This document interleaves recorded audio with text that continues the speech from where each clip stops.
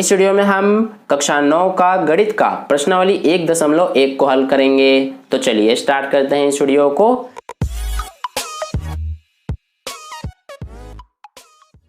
तो देखिए dear students, प्रश्न नंबर 1 में हमसे क्या कहा गया है, क्या शून्य एक परिमेय संख्या है? क्या इसे आप p बटे q के रूप में लिख सकते हैं, जहां p और q पूर्णांक है और q 0 के बराबर नहीं है। तो देखिए इस प्रश्न को करने से पहले आपको ये समझना जरूरी है कि हम परिमेय संख्याएं किन संख्याओं को कहते हैं। ठीक है, तो सबसे पहले हम इसको समझ लेते हैं। तो देखिए परिमेय संख्याएं जो होती है हमारी, हम उन संख्याओं को परिमेय संख्याएं कहते हैं जिनको हम p बटे q के रूप में लिख सकें। ठीक है, और जहां पर जो ये हमारा q होता है, q का मान 0 नहीं होना चाहिए। जैसे कि एग्जाम्पल के लिए मैंने यहाँ पर 3/5 लिखा, ये हमारा क्या है, एक परिमेय संख्या, क्योंकि इसको हमने यहाँ पर p बटे q के रूप में लिखा है। ठीक है, और यहाँ पर जो ये q है यानी कि नीचे, ये हमारा 0 भी नहीं है, इसलिए ये एक परिमेय संख्या है। इसी तरह से बहुत सारे एग्जाम्पल हो सकते हैं, जैसे कि 2/7, ये भी हमारा p बटे q के रूप में है, और यहाँ पर भी जो हमारा नीचे है यानी q का मान है, ये 0 नहीं है। इसी तरह से और भी एग्जाम्पल हो सकते हैं, जैसे कि 5 क्या एक परिमेय संख्या है? बिल्कुल ये भी परिमेय संख्या है, क्योंकि 5 को हम 5/1 लिख सकते हैं। ठीक है, तो इस तरह से ये भी हमारा एक परिमेय संख्या है। इसी तरह से जैसे -7 है, क्या ये भी एक परिमेय संख्या है? बिल्कुल है, क्योंकि -7 को हम -7/1 लिख सकते हैं। ठीक है, तो इस बात का आपको ध्यान रखना है। इसी तरह से जो हमारा 0 है, क्या 0 भी एक परिमेय संख्या है? यही हमसे प्रश्न में पूछा गया है कि क्या 0 यानी कि क्या शून्य एक परिमेय संख्या है? तो हाँ, बिल्कुल हमारा शून्य भी एक परिमेय संख्या है। अब ये क्यों परिमेय संख्या है, इसको यहाँ पर हम समझते हैं। क्योंकि देखिए जो हमारा शून्य है यानी कि जो 0 है, हम 0 को 0/2 लिख सकते हैं। बिल्कुल लिख सकते हैं, क्योंकि ये हमारा p बटे q के रूप में आ गया, यानी कि ये भी एक परिमेय संख्या ही है। हमारा परिमेय संख्या में क्या देखा जाता है कि जिसको हम p बटे q के रूप में लिख सकें और q 0 नहीं होना चाहिए। भले p 0 हो सकता है, यानी कि ऊपर 0 हो सकता है, लेकिन नीचे 0 नहीं होना चाहिए। तो यही यहाँ पर आप देख सकते हैं, नीचे हमारा 2 है यानी कि 0 नहीं है, इसलिए ये भी एक परिमेय संख्या ही है। इसी तरह से हम 0 को 0/5 भी लिख सकते हैं, 0/7 भी लिख सकते हैं, यानी कि आप नीचे कुछ भी लिख सकते हैं, ऊपर 0 होना चाहिए। और इससे हमारा जब इसको सॉल्व करेंगे तो 0 ही आ जाएगा, क्योंकि 0/2 का मतलब क्या है कि 2 से 0 में भाग किया जाएगा, और जब आप 2 से 0 में भाग करोगे तो आपस से आपका आंसर 0 ही आ जाएगा। ठीक है, तो इस तरह से ये हमारा क्या पता चल गया कि जो शून्य है यानी कि जो 0 है वो एक परिमेय संख्या ही है। ठीक है, तो अपना आंसर हम यहाँ पर क्या लिखेंगे कि हाँ, शून्य एक परिमेय संख्या है, क्योंकि शून्य को हम इस तरह से 0/2, 0/5, 0/7, इसके अलावा और भी बहुत सारे एग्जाम्पल्स आप लिख सकते हैं। ठीक है, तो वो यहाँ पर हम लिख करके दिखा देंगे। तो इस तरह से हमारा प्रश्न नंबर 1 का सॉल्यूशन कंप्लीट हुआ। ठीक है, ये हमारा आंसर है, ये जो है ये हमारा रफ वर्क है। ठीक है, तो इस तरह से प्रश्न नंबर 1 का हल कंप्लीट हुआ। अब देखिए प्रश्न नंबर 2 को हल करते हैं। तो देखिए प्रश्न नंबर 2 में हमसे क्या पूछा गया है कि 3 और 4 के बीच में 6 परिमेय संख्या ज्ञात कीजिए। तो देखिए डियर स्टूडेंट्स, यहाँ पर इसमें ध्यान देना, हमसे 3 और 4 के बीच में 6 परिमेय संख्याएं पूछा गया है। तो सबसे पहले आपको ये बात ध्यान में रखना है कि जितने भी हमारी संख्याएं होती हैं उनके बीच में बहुत सारी परिमेय संख्याएं होती हैं। ठीक है, जैसे कि यहाँ पर हमसे 3 और 4 के बीच में 6 परिमेय संख्याएं पूछा गया है, लेकिन 3 और 4 के बीच में बहुत सारी परिमेय संख्याएं होती हैं जिनको हम गिन भी नहीं सकते हैं। ठीक है, तो यहाँ पर देखिए हम कैसे बताएंगे 6 परिमेय संख्याएं। इसके लिए सबसे पहले हम क्या करेंगे, जो हमें पहली संख्या दिया गया है 3, इसको हमने लिखा। अब 3 के नीचे कुछ नहीं है तो हम 1 इस तरह से मान सकते हैं, यानी कि 3/1 हम लिख सकते हैं 3 को। अब हम क्या करेंगे, हमसे कितना परिमेय संख्या पूछा गया है, 6। तो आप क्या करेंगे कि 6 से अगली संख्या क्या होता है, 6 से अगली 7 होता है, तो 7 से आप इसमें ऊपर भी और नीचे भी गुणा कर देंगे बस। ठीक है, अब आप पूछेंगे कि 7 से क्यों किया है, तो देखिए 7 से हमने इसलिए किया है क्योंकि हमसे यहाँ पर 6 परिमेय संख्याएं पूछा गया है, और अगर हम 7 से गुणा कर देंगे तो हमें आसानी से 6 परिमेय संख्याएं मिल जाएंगी। आप चाहे तो 7 के अलावा 8 से भी कर सकते हैं, 9 से भी, 10 से भी, यानी कि 6 से बड़ी किसी भी संख्या से आप गुणा कर सकते हैं, ये आपकी मर्जी है। ठीक है, तो आई होप आपको समझ में आ गया कि हम 7 से ही क्यों करेंगे। आप चाहे तो 8 से भी कर सकते हैं, 9 से भी, ये आपकी मर्जी है। ठीक है, तो यहाँ पर हम क्या करेंगे कि ऊपर ऊपर भी और नीचे भी 7 से गुणा कर देंगे। तो ये यहाँ पर कुछ इस तरह से आपको कर लेना है। तो देखिए कितना आ जाएगा, 3 सत्ते 21 और बटे में 1 गुणा 7 7 आ जाएगा। तो इस तरह से हमने कर दिया। अब दूसरी संख्या हमें क्या दिया गया है, 4। तो 4 को भी हम इसी तरह से 4/1 लिख सकते हैं। तो ये हमने लिखा। अब इसमें भी हमें वही करना है जो हमने 3 के साथ किया था। इसमें भी हम ऊपर और नीचे 7 से ही गुणा कर देंगे, ठीक है। तो ये हमने यहाँ पर इस तरह से कर दिया। अब ये हो जाएगा 4 सत्ते 28 बटे में 1 गुणा 7 7 आ जाएगा।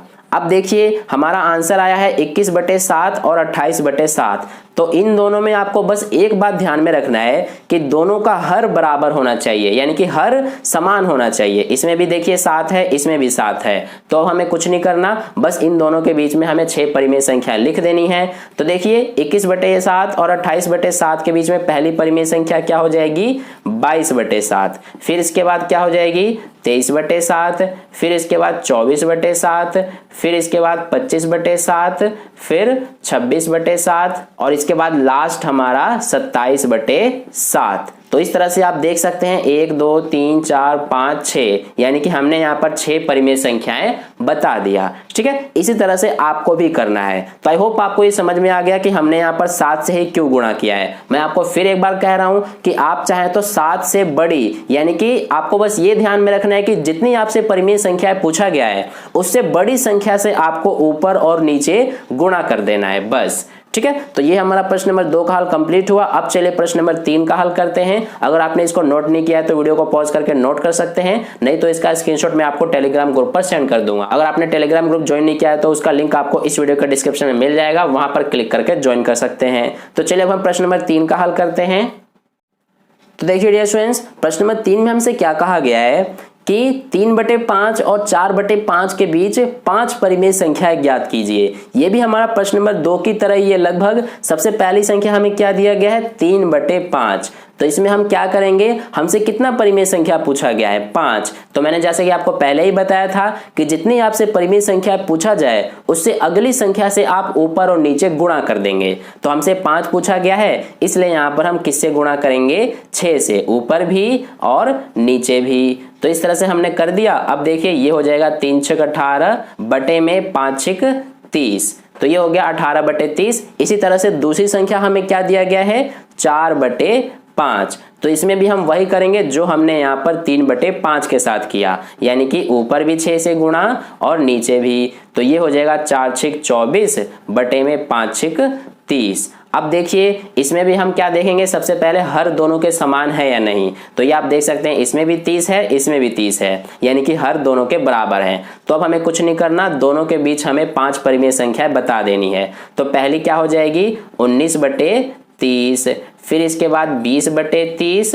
इसके बाद अगली क्या हो जाएगी, 21/30। फिर इसके बाद 22/30 और लास्ट में हमारा 23/30, ठीक है। तो इस तरह से ये आपने देखा, हमने यहाँ पर 5 परिमेय संख्याएं बता दिया। तो इस तरह से आपको भी करना है। अब यहाँ पर भी देखिए जरूरी नहीं कि यहाँ पर आप 6 से ही गुणा करेंगे, आप चाहे तो 5 से बड़ी कोई भी संख्या से कर सकते हैं। 6 के अलावा 7 से भी कर सकते हैं, 8 से भी, 9 से भी, 10 11 12 किसी से भी कर सकते हैं, ठीक है, ये आपकी मर्जी है। तो इस तरह से प्रश्न नंबर 3 का हल कंप्लीट हुआ। अब देखिए हम इस प्रश्नावली का लास्ट प्रश्न को सॉल्व कर लेते हैं, जो कि हमारा प्रश्न नंबर 4 है। तो इसमें हमसे क्या कहा गया है कि नीचे दिए गए कथन सत्य है या असत्य, कारण के साथ अपने उत्तर दीजिए। तो देखिए पहले भाग में इसमें हमें क्या दिया गया है, इसमें हमें कहा गया है कि प्रत्येक प्राकृत संख्या एक पूर्ण संख्या होती है। तो अगर हम इसके आंसर की बात करें तो ये हमारा सत्य है। अब ये सत्य क्यों है ये मैं आपको समझाता हूं। हमें कहा गया है कि प्रत्येक प्राकृत संख्या एक पूर्ण संख्या होती है। तो सबसे पहले आपको ये समझना जरूरी है कि प्राकृत संख्या हम किन संख्याओं को कहते हैं। तो वे संख्याएं जो 1 से स्टार्ट हों और अनंत तक चलती जाएं, जैसे 1 2 3 4 इसी तरह से आगे बढ़ती जाएं, खत्म ना हो, तो वे संख्या प्राकृत संख्याएं होती हैं। और इसमें एक और दिया गया है पूर्ण संख्याएं। तो पूर्ण संख्याएं कौन सी होती हैं, जिसमें प्राकृत संख्या शामिल हो, यानी कि 1 2 3 4 इसी तरह से आगे बढ़ता जाए, लेकिन इसमें हमारा एक और संख्या जुड़ जाता है जो कि 0 होता है, यानी कि वे संख्याएं जो 0 से शुरू होती हों वे हमारी पूर्ण संख्याएं होती हैं। ठीक है, तो हमसे प्रश्न में यही कहा गया है कि प्रत्येक प्राकृत संख्या एक पूर्ण संख्या होती है। तो देखिए, प्राकृत संख्या हमारी 1 से स्टार्ट होती हैं, लेकिन पूर्ण संख्या 0 से, तो सभी जो ये प्राकृत संख्याएं हैं ये इस पूर्ण संख्याएं में ही आ रही हैं। इसलिए ये हमारा सत्य है कि जितने भी प्राकृत संख्याएं होती हैं वे सारी ही पूर्ण संख्याएं भी होती हैं। ठीक है, आप इस तरह से समझ सकते हैं कि सभी प्राकृत संख्याएं इस पूर्ण संख्या में आ जा रही हैं, इसलिए सारी प्राकृत संख्याएं एक पूर्ण संख्या ही होती हैं। ठीक है, तो इस तरह से आई होप आपको समझ में आ गया। अब यहाँ पर हम रीजन भी बताएंगे क्योंकि हमसे कारण भी पूछा गया है, तो यहाँ पर हम लिखेंगे क्योंकि सभी प्राकृत संख्याएं पूर्ण संख्याएं होती हैं। ठीक है, तो इस तरह से हमारा पहला भाग सॉल्व हो गया। अब देखिए दूसरे भाग को करते हैं। दूसरे भाग में हमसे क्या कहा गया है कि प्रत्येक पूर्णांक एक पूर्ण संख्या होती है। तो सबसे पहले अगर हम इसके आंसर की बात करें तो ये हमारा असत्य है। अब ये असत्य क्यों है ये मैं आपको समझाता हूं। तो देखिए, हमें यहाँ पर एक पूर्णांक और एक पूर्ण संख्या कहा गया है, तो हमारा जो पूर्णांक संख्या होता है वो कौन सी संख्या होती है उनको सबसे पहले हम समझ लेते हैं। तो देखिए, पूर्णांक जो होती हैं उसमें हमारी जो प्राकृत संख्याएं होती हैं ये तो इसमें शामिल होती ही हैं। ठीक है, यानी कि 1 2 3 4। इसके अलावा इसमें हमारी जो पूर्ण संख्याएं होती हैं वो भी शामिल होती हैं, यानी कि 0 1 2 3 4 इसी तरह से आगे बढ़ता जाएगा। लेकिन इसमें हमारी ऋणात्मक संख्याएं भी होती हैं, जैसे कि -1 -2 -3 इसी तरह से इधर भी संख्याएं चलती जाती हैं अनंत तक, और इधर भी, यानी कि ये जो 1 2 3 4 है ये हमारी धनात्मक पूर्णांक है, और ये -1 -2 -3 इधर के जितने हैं ये सारी ऋणात्मक पूर्णांक है। ठीक है, तो हमने पूर्णांक को समझ लिया। और पूर्ण संख्याएं जैसा कि आपको पता है कि जो हमारे 0 से स्टार्ट हो, 0 1 2 3 4 5 इसी तरह से चलती जाएं। ठीक है, तो अब देखिए हमसे क्या कहा गया है कि प्रत्येक पूर्णांक एक पूर्ण संख्या होती है, यानी कि जितने भी ये पूर्णांक हैं क्या ये सारी ही पूर्ण संख्याएं हैं। तो इसमें आप देख सकते हैं कि जो हमारी पूर्ण संख्याएं हैं वो सिर्फ 0 से स्टार्ट होती हैं, लेकिन पूर्णांक में हमारा 0 से पहले वाले भी संख्याएं होती हैं, यानी कि ऋणात्मक संख्याएं भी होती हैं। तो इस पूर्ण संख्या में हमारी ऋणात्मक संख्याएं नहीं है, इसलिए ये हमारा असत्य है, क्योंकि सारी जो पूर्णांक है सारे ही पूर्ण संख्याएं नहीं होती हैं। ठीक है, इसलिए इसका रीजन हम क्या लिखेंगे, क्योंकि जो ऋणात्मक ये पूर्णांक हैं ये हमारी पूर्ण संख्याएं नहीं होती हैं। ठीक है, तो इस तरह से हमारा दूसरा भाग सॉल्व हो गया। अब देखिए तीसरे भाग को हम यहां पर कर लेते हैं। तीसरे भाग में हमसे क्या कहा गया है कि प्रत्येक परिमेय संख्या एक पूर्ण संख्या होती है। तो सबसे पहले अगर हम इसके आंसर की बात करें तो ये हमारा बिल्कुल असत्य है। अब ये असत्य क्यों है ये आपको समझ में आ गया होगा, क्योंकि हमसे कहा गया कि प्रत्येक परिमेय संख्या एक पूर्ण संख्या होती है। तो जैसे देखिए ये हमारा जो 10/5 है ये क्या है, एक परिमेय संख्या है। अब अगर इसको हम सॉल्व करेंगे यानी कि 5 से 10 में भाग करेंगे तो हमारा आंसर 2 आ जाएगा, यानी कि 2 क्या होता है, हमारा एक पूर्ण संख्या होता है। ठीक है, जैसे कि यहाँ पर आप देख सकते हैं। तो ये तो हमारा क्योंकि एक पूर्ण संख्या हो गया। लेकिन अगर हम दूसरा एक एग्जाम्पल लेते हैं जैसे कि 5/4, तो 5/4 में अगर आप 4 से 5 में भाग करोगे तो आपका आंसर आएगा 1.25। अब 1.25 हमारा क्या एक पूर्ण संख्या है, तो आप कहेंगे बिल्कुल पूर्ण संख्या नहीं है, क्योंकि ये हमारा पॉइंट में है। ठीक है, तो इसलिए ये वाला जो परिमेय संख्या है ये हमारा एक पूर्ण संख्या नहीं है। तो यहाँ पर हमसे प्रश्न में ये कहा गया कि प्रत्येक परिमेय संख्या एक पूर्ण संख्या है, यानी कि सारी परिमेय संख्याएं पूर्ण संख्याएं होती हैं, ये हमसे पूछा गया है। तो सारी परिमेय संख्याएं पूर्ण संख्या नहीं होती, जैसा कि ये वाला आप देख सकते हैं ये एक पूर्ण संख्या नहीं है, इसलिए ये हमारा असत्य है। और इसका कारण लिखेंगे क्योंकि 5/4 एक परिमेय संख्या है लेकिन पूर्ण संख्या नहीं है।